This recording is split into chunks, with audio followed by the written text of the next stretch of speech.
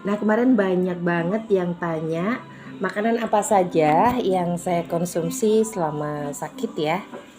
Bahkan makanan itu saya konsumsi ketika saat sekarang ini saya udah gak ngerasain apa-apa, udah nggak sakit, udah nggak ada benjolan, udah nggak ngerasain senut-senut, itu tetap saya konsumsi itu makanan sehari-hari ya. Jadi intinya saya di sini perbanyak makan sayur, terutama sayur yang berikut ini. Ikuti saya ya, kita ke kebun ya. Nah, ini dia makanan yang banyak saya konsumsi. Makanan ini dalam bahasa Latinnya adalah cosmos, itu banyak tumbuh juga di Amerika dan paling banyak juga di Asia Tenggara. Makanan ini selain bisa bermanfaat untuk mencegah pertumbuhan sel kanker, ini juga bagus untuk diabetes dan juga darah tinggi. Jadi makanan ini, sayuran ini kita ambil pucuknya, pucuk daunnya, bisa kita urap, bisa kita pecel, ataupun juga dicolek dengan sambal bawang kayak gitu ya. Jadi sayuran ini coba deh googling di Google. Ini sayuran ini banyak mengandung antioksidan ya. Jadi bagus banget untuk mencegah pertumbuhan sel kanker. Intinya adalah mencegah pertumbuhan sel kanker. Jadi bukan untuk mengobati, jangan salah ya. Bukan untuk mengobati, tapi mencegah pertumbuhan sel kanker. Entah apa namanya di daerah Anda, bunganya seperti ini. Nah, ini dia bentuknya seperti ini. Ini pucuk daunnya ini habis kita petik ya, habis saya petik kemarin. Nah, ini sudah tumbuh lagi dan tanaman ini gampang sekali tumbuhnya, dari bunganya ini nanti ada bijinya kayak gitu ya, jadi bisa disebar. Dia mudah sekali tumbuh di mana aja. Ini bahkan di lahan kosong kayak gini nih. Apalagi kalau musim hujan, dia tuh gampang banget tumbuh ya. Jadi ada di sekitar kita makanan yang kaya antioksidan, kaya magnesium, kaya zinc, dan alhamdulillah ini menjadi makanan yang paling sering saya konsumsi ya. Makanan yang paling sering saya konsumsi karena saya tidak makan nasi ketika itu. Jadi kalau makan ini ya sampai kenyang kayak gitu. Jadi makan ini sampai kenyang, bukan cuman sedikit gitu sauprit itu, enggak, tapi saya makan makanan ini ya sampai kenyang kayak gitu ya. Satu piring, bisa jadi satu piring sama bumbu urap gitu aja udah deh. Jadi makan urap khusus kenikir ini. Oke, kalau di tempat saya di Pacitan Jawa Timur ini namanya kenikir ya. Nggak tahu deh di tempat Anda, kemarin ada yang bilang nih sitrong kayak gitu, saya kurang paham ya di daerah mana, Cilegon apa mana, saya nggak tahu deh. Ada yang tanya ke saya, itu namanya katanya sitrong. Setelah saya tunjukin gambarnya, foto-fotonya kayak gitu ya, saya tunjukin videonya, katanya ada yang namanya sitrong, ada yang namanya apa nggak tahu ya, di daerah, di masing-masing daerah berbeda, tapi yang pasti inilah yang banyak saya makan. Yang berikutnya, tunggu ya. Yang berikutnya yang banyak saya konsumsi adalah ini dia.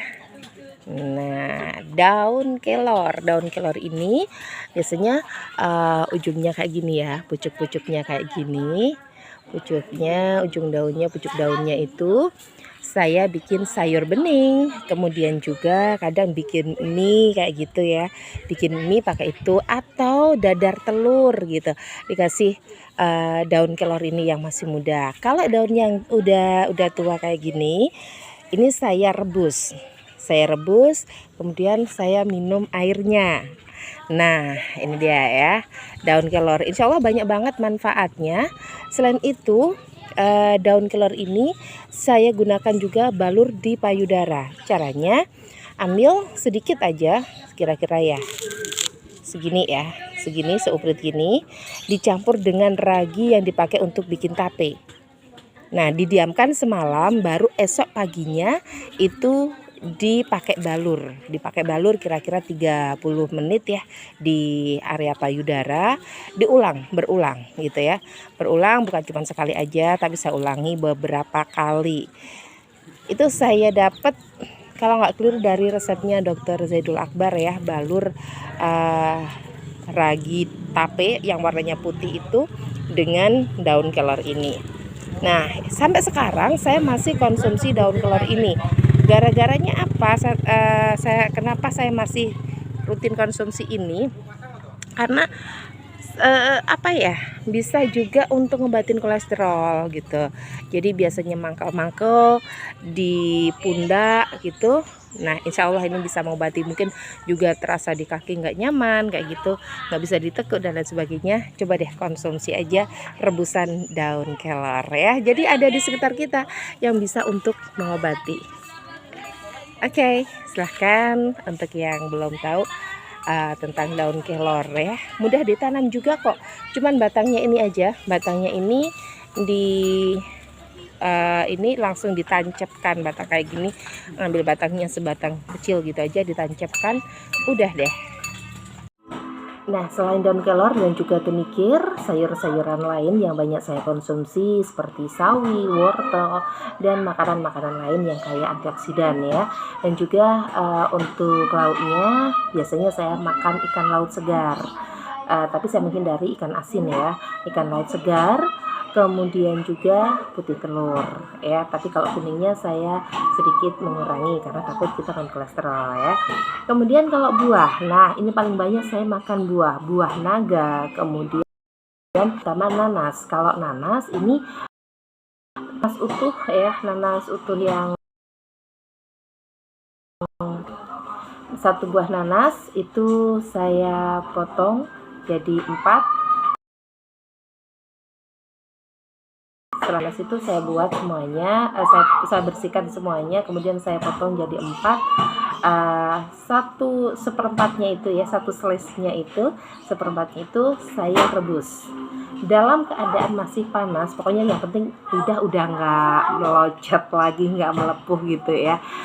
Jadi masih dalam keadaan panas, langsung kita minum. Dari sumber yang saya dapatkan itu mengandung bremolin, yang mana itu sangat bagus untuk mematikan sel kanker. Makanya saya perbanyak minum air rebusan nanas. Kemudian juga buah yang satu ini nih enak banget ya, buah alpukat. Ini alpukat yang paling banyak saya konsumsi sampai sekarang karena emang doyan alpukat, bahkan sampai di kulit-kulitnya pun juga saya makan. Nah, sayang sekali ini belum matang ya. Kalau matang biasa makan gitu.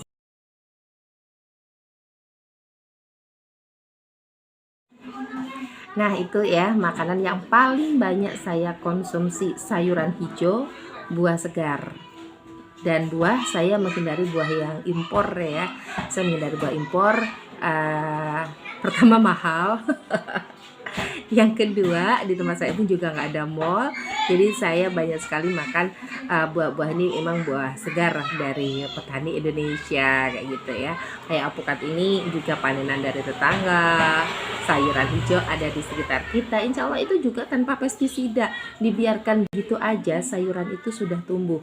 Jadi saya paling banyak makan sayur yang tanpa pestisida juga ya, dibiarkan aja sudah tumbuh. Kayak kangkung itu dipupuk kayak gitu ya, dipupuk pupuk kandang, kompos kayak gitu, dia tumbuh gitu.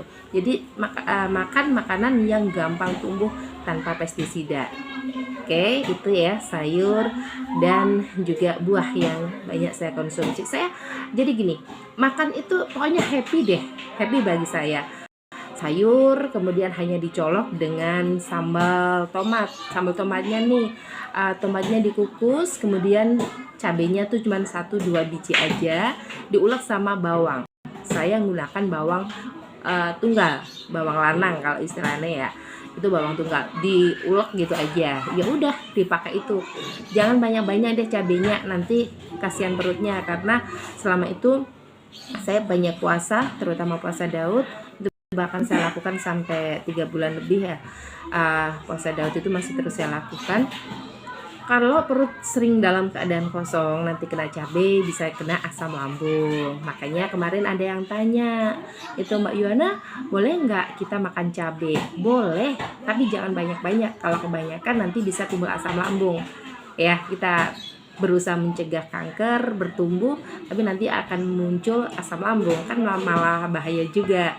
Makanya untuk cabai itu saya hanya sekedar ya gimana ya, rasanya orang Jawa nggak makan cabai itu nggak enak gitu, makanya saya tetap makan cabai tapi porsinya sedikit, biasanya cabai 10 untuk sambal bawang itu cuma 1 gitu ya.